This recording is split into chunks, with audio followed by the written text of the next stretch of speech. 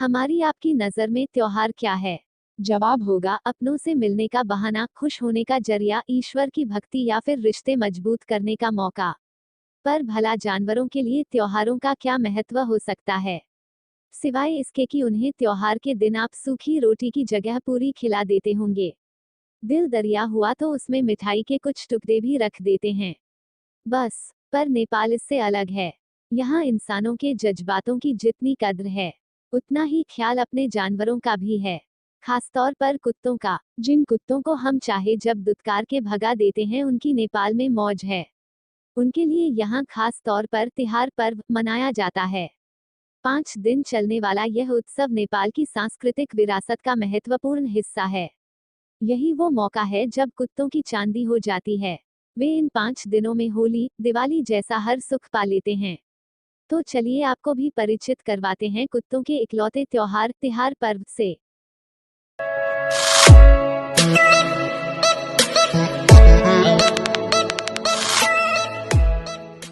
कुत्ते वफादार होते हैं, सच्चे दोस्त होते हैं। यह तो हम जानते हैं, पर धर्म से भी इनका विशेष संबंध है। कुत्ते को हिंदू देवता भैरव महाराज का सेवक माना जाता है। शास्त्रों में लिखा है कि भैरव पूजा का फल तभी मिलता है जब कुत्ते को भोजन करवाया जाए। ज्योतिषाचार्य भी अक्सर विनाशकारी ग्रह काटने के लिए कुत्ते को रोटी खिलाने की बात कहते हैं। मान्यता है कि कुत्ते को प्रसन्न रखने से वह आपके आसपास यमदूत को भी नहीं फटकने देता है। कुत्ते को देखकर हर तरह की आत्माएं दूर भागने लगती हैं। यहाँ तक कि कुत्ते के भौंकने और रोने को अपशकुन माना जाता है। ज्योतिष शास्त्र के अनुसार केतु का प्रतीक है कुत्ता।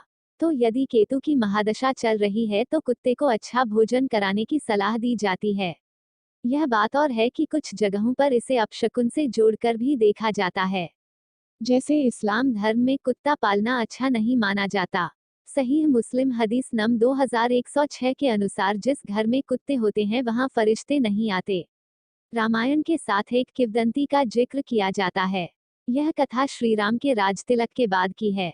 इसके अनुसार जब श्रीराम का राजतिलक हो गया तो उन्होंने लक्ष्मण को आदेश दिया कि भोजन करने से पहले हमेशा यह सुनिश्चित करो कि हमारे द्वार पर कोई भूखा तो नहीं है।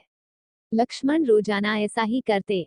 एक दिन वे भोजन करने पहुंचे तो श्रीराम ने उनसे कहा कि देखो दरवाजे पर कोई भूखा तो नहीं है। लक्ष्मण ने कहा कि मैं अभी देखकर आया हूँ, कोई याचक दिखाई नहीं दिया।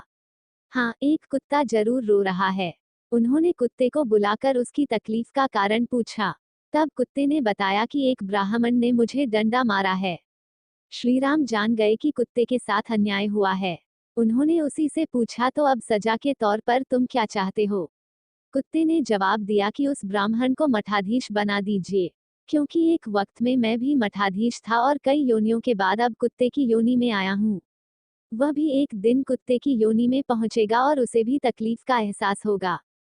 ऋग्वेद के अनुसार कुत्तों की माता का नाम सरमा है, जो इंद्रदेव की सहायक मानी जाती हैं।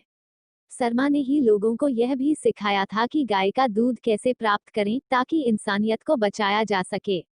महाभारत के बाद जब युधिष्ठिर अपने भाइयों के साथ हिमालय यात्रा करते हुए स्वर्ग पहुंचे तो रास्ते में केवल एक कुत्ता ही था जिसने अंत तक उनका साथ निभाया।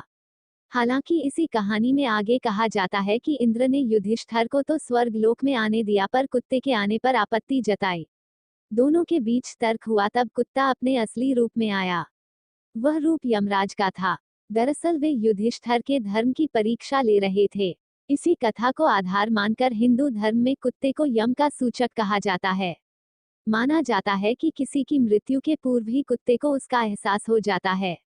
भगवान दत्तात्रेय और भैरव मंदिरों में कुत्तों के आने जाने पर कोई पाबंदी नहीं है। वे आम भक्तों की तरह ही मंदिरों में प्रवेश करते हैं। कुत्ते के बारे में धर्मों का नजरिया तो जान लिया। अब जानने लायक है कुत्तों का इकलौता त्योहार तिहार पर्व। तिहार पर्व केवल नेपाल में मनाया जाता है। 5 दिनों का यह उत्सव दीपावली के समय पूरे देश में आयोजित होता है। उस दिन घर घर में पकवान बनते हैं।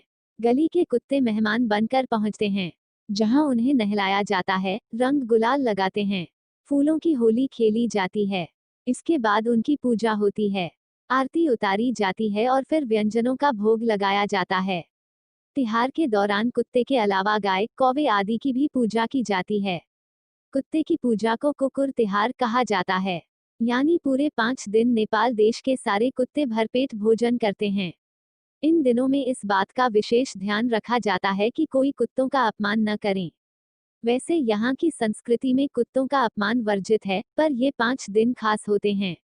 इतना ही नहीं, पुलिस की टीम में शामिल कुत्तों को तिहार पर्व के दौरान विशेष सम्मान और पुरस्कार दिए जाते हैं।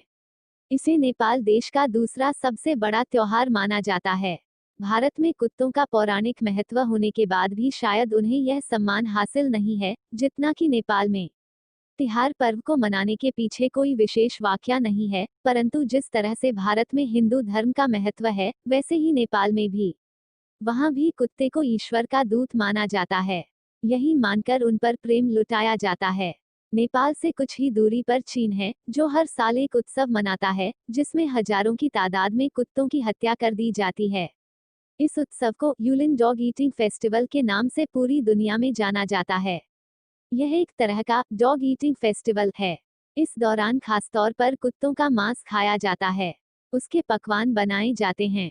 हालांकि यह कोई पौराणिक त्योहार नहीं है, बस कुछ शौकिया लोगों ने इसे साल 2010 में मनाना शुरू किया और अब हर साल हजारों कुत्तों की जान ले ली जाती है। दुखद पहलू यह है कि नेपाल और चीन की सीमाओं में ज्यादा फासला नहीं है, किंतु कुत्तों के लिए चीन नर्क है तो नेपाल स्वर्ग, जहां आने वाली दीपावली पर कुत्तों की चांदी होने वाली है। इस त्योहार को देखने और जानने के लिए दुनिया भर से लोग नेपाल पहुंचते हैं। तो यदि आपको भी तिहार पर्व देखने का मन है तो इस बार की दिवाली नेपाल के नाम कीजिए। यह इंसान की इंसानियत और जानवर के बीच का अनोखा और सबसे प्यारा रिश्ता है।